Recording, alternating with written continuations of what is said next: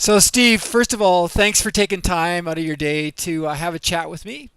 No problem, Hugh. My great pleasure. So, I'm with my friend Steve Armstrong, who is not only a friend but also a past client. Steve's come to some of my programs. We've been working together for actually about a year now. And today we're going to talk about leadership. But before we get to that, Steve, can you take a few minutes and just tell us a little bit about yourself? Sure. Thanks, Hugh. Yeah, no, like you say, we've known each other for a long time, and the last iteration was probably with my career with Red Cross. But prior to that, I'd served 22 years with the Canadian Army as an infantry soldier. And for those that aren't aware of what that means, I was one of the guys that was walking around and talking in the rain and digging holes. And I rose to the rank of a company sergeant major, which would be like the equivalent of a head foreman in a plant or a manufacturing company. And then following that, I joined Red Cross and spent another 13 years working principally in the areas of disaster and emergency management, but ending up my career as a provincial director here in Alberta, Canada, with a leading a quite a significant team of volunteers and staff in a very complex matrixed organization that multifaceted professionals doing all sorts of work across the province. Yeah, and I want to get back to that because to me it's fascinating how you go from the the the world of military, which is Sure. very much as we know is regimented, and it's also very organized into the not-for-profit world, which is sure it's got some organization, but it's also a little bit chaotic and is probably a lot less regimented. So I just want to kind of explore that Yeah. later, because I think that that's an interesting transition that you made. So, in your role in the not-for-profit area, so you're based in Western Canada. Hmm. I know you also were involved quite heavily in a lot of disaster relief, actually Yeah. internationally as well, weren't you? That's correct. Why Yeah. don't you tell us a little bit about that? Sure, sure. So my career with Red Cross was kind of like most things, no, not a big plan on my part, but I landed well there with a really good boss and a really good situation. And I was originally asked to build their volunteer team in Ontario at that time where I was working to be able to respond to larger scale disasters. And it was a big corporate shift within the organization to really use disasters as and disaster response as a raison d'etre in their key program. And they had a pretty good program going, lots of good people working there, and it wasn't all that busy. But I joined Red Cross in January of 2001, and that spring, half of all of the communities in James Bay flooded. The Pope came to Toronto, and of course, September 11th happened that fall. The attacks in New York City. So we went from about a nice pedestrian sort of fast walk in what we were doing to an all-out sprint. And following that, 2001, 2002, it just seemed to ramp up everywhere I turned. Now, I don't. Some people said it was I brought it. Right, right. I think I was much to the misfortune of millions of people. I was lucky to have a small part to play in all of that. And as my career in Ontario went on, I was responsible for the SARS response that came into Toronto early in spring of 2003. The big Northeast and Central Ontario, Central Canada blackout later that spring, and then I don't think we crossed paths at that time, Hugh, but I was also the operations director for the BC forest fires that summer in 2003. Hmm. And I basically left home in March or February of that year and got back at Thanksgiving. And I thought, woof, this is an expensive lifestyle on a personal note, and decided to make a change. And I had met a lady who lived here in Calgary, and I come out to join her. And Red Cross was pretty generous about how they allowed me to work during that period. But as soon as I moved in here, the tsunami, Southeast Asia tsunami came. I barely had my bags unpacked in my new home with my new partner, and I was on a plane again to Sri Lanka for best part of a year to lead the response, Canadian Red Cross's response to tsunami of that year. So, and when I came home, I was really pleased to find that my underwear were all still here, and then all in the same drawers. And I was, and the lock hadn't changed. So, I think if Deb could put up with that, she can put up with most anything. So we've made a good life for ourselves here in Alberta. There's two things that come to mind. Like, so first of all, this is extraordinary, to be thrown into these sorts of experiences where they're all probably, I'm assuming, not only all encompassing, but you're actually geographically out of town. Like you're actually in a different place. So you also don't have, your normal surroundings Yeah. to resort back to. So the first thing I want to talk to you about is how you respond as a leader. And then secondly, how is it that you engage the people to respond?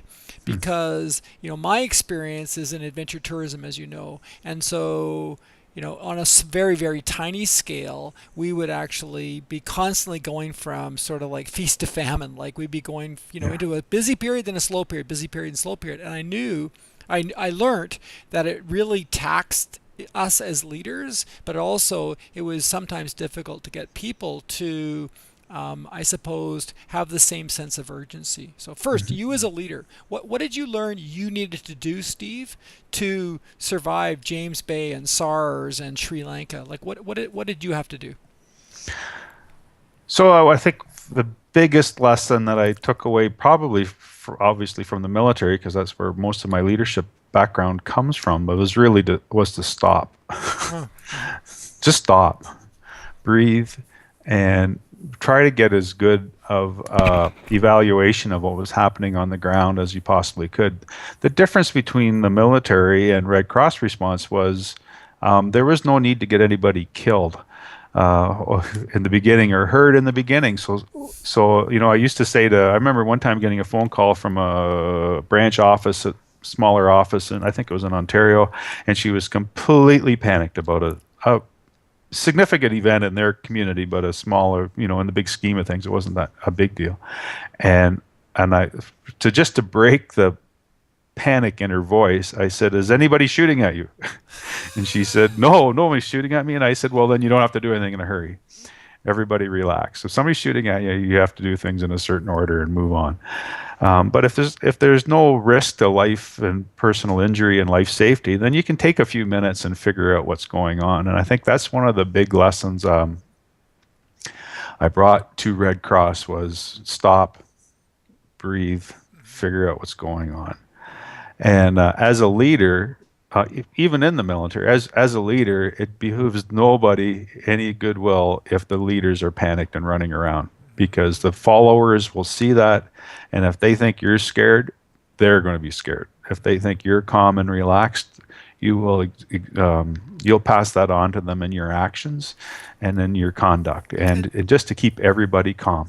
I love it. Yeah, and now so what comes to mind is what if you don't know what you're supposed to do? So okay, stop. We're not being Mhm. shot at. I love that. It reminds me of my friend he was a support swimmer for the English Channel, and at one point the captain of the boat leaned out and said to the athlete that was trying to swim the channel, um, who had stopped swimming. He said, "Are you hurt?"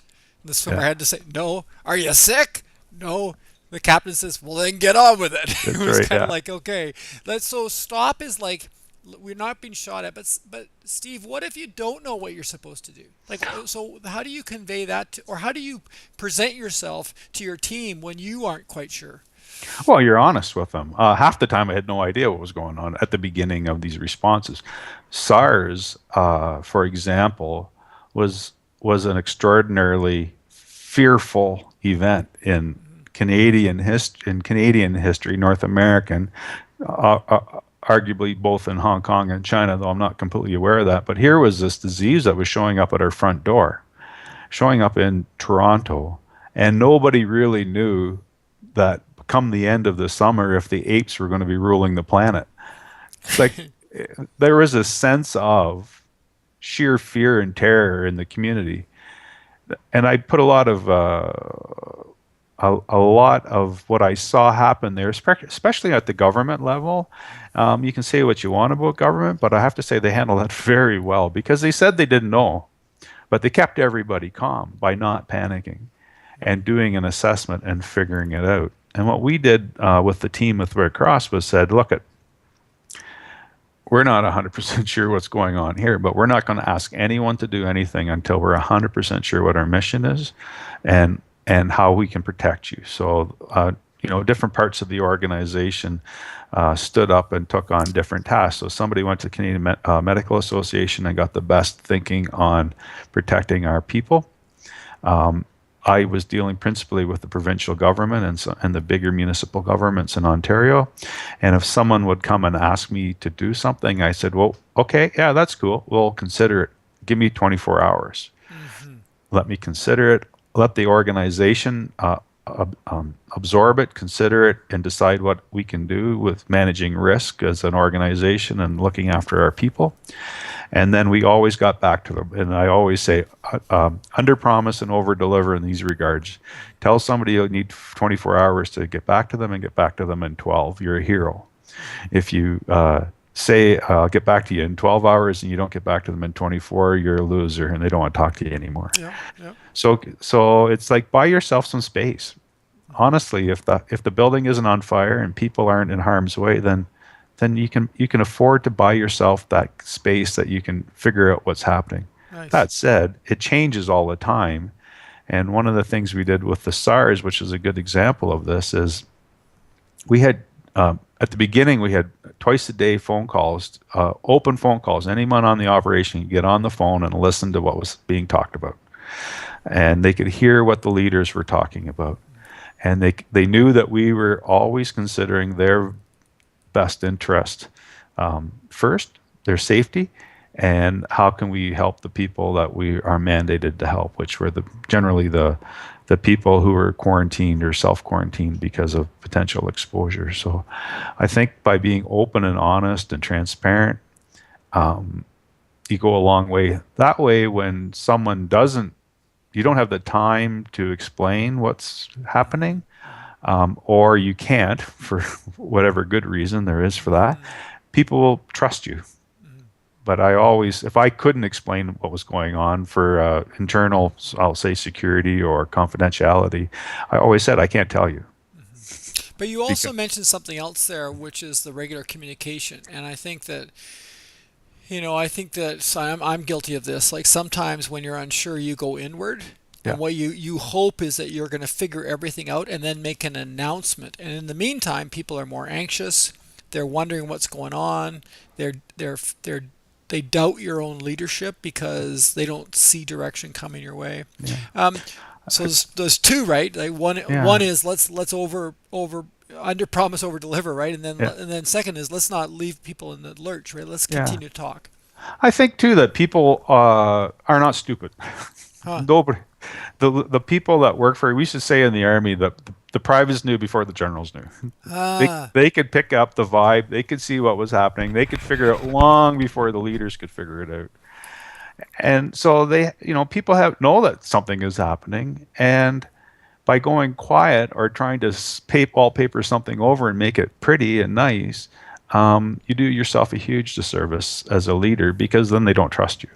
Very good. Let's talk about the people now. So I'm assuming that when you go out to these different, whether you're in Sri Lanka or you're working in Slave Lake in northern Alberta, oftentimes the people that you're responsible for, it's a mixed bag, and that you've got different levels of experience, but also different levels of talents, and you've got to very quickly sort of assess and then employ them. So what are some insights around that? Because you don't have a lot of time for long ramp up and personnel development. I mean, how do you do that? What are sort of like the in combat sort of techniques that you maybe transferred over or that you just learned?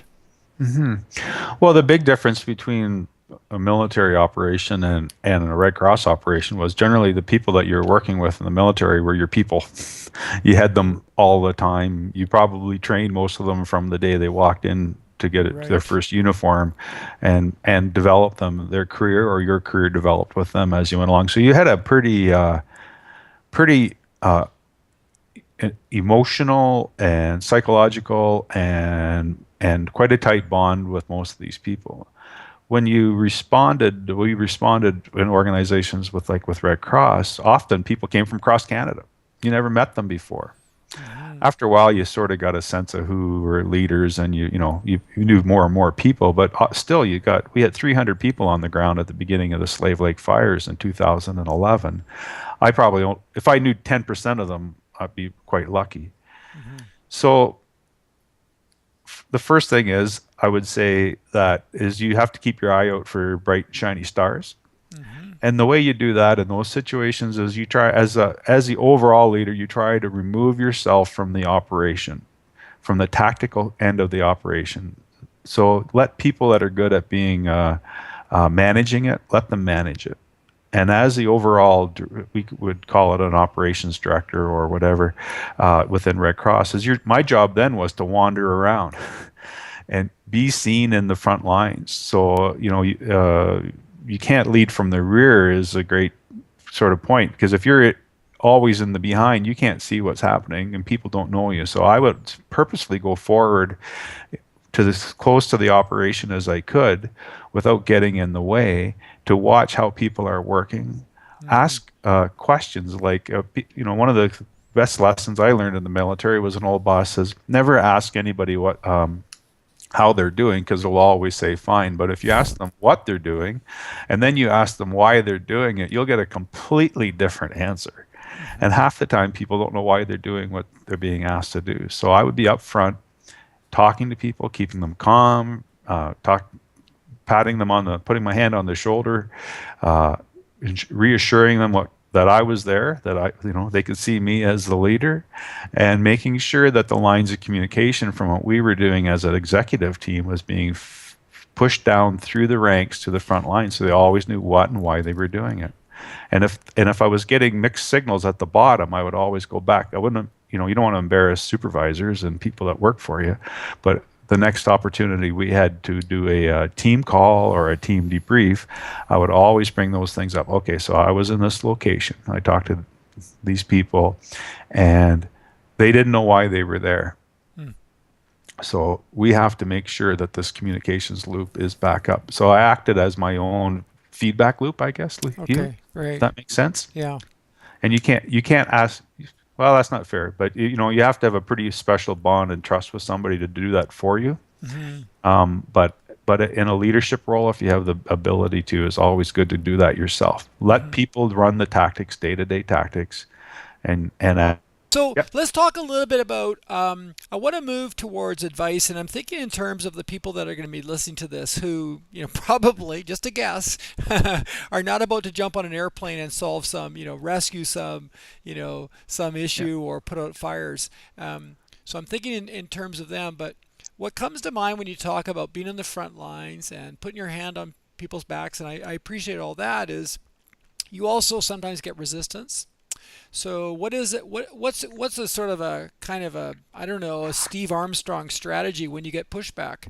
So you've got people that, in your case, because of the extreme nature of what you're doing, who are being pushed to their limits, and whether it's in terms of exhaustion or what they're actually being asked to do. In the for the people listening to this, it may be that you're asking someone to take on a new task. You're asking someone to be responsible for something they haven't been responsible before. You're asking someone to take a risk.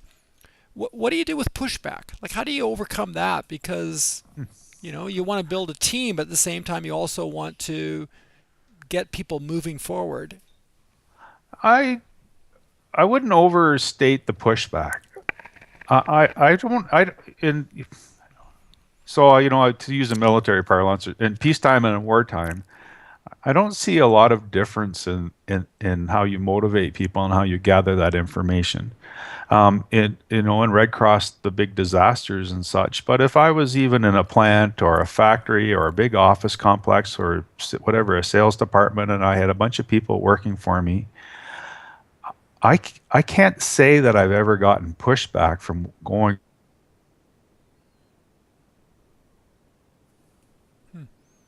or going down to the floor or the front desk and talking to people. Um, the reason I say that is most people want the help. Now, where you will get pushback is if they sense that you're just doing this for show. Well, it's Monday, it's 10:30, it's time for the boss to walk around the plant. Yeah. Yeah. So, Steve, we've been talking about Yeah.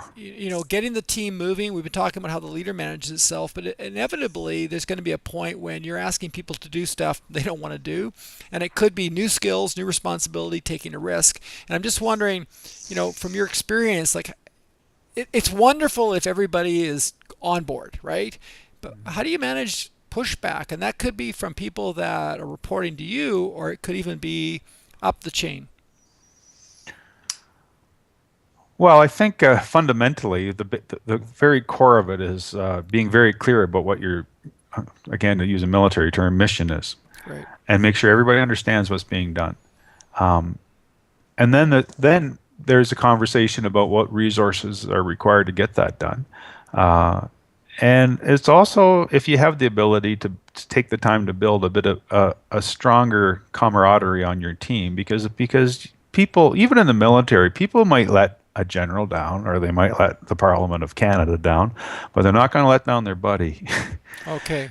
So if you can build that camaraderie where the team is more important to the person than the person is, and it's usually all around, I don't want to let anybody down. I don't want to look bad. I might let myself down. I might quit on my own, but I don't want to let my friends down on the front line. And it is a challenge in civilian world and either in business or not for profit. But really, you want to try to build a cohesive camaraderie amongst your people as best you can, Okay.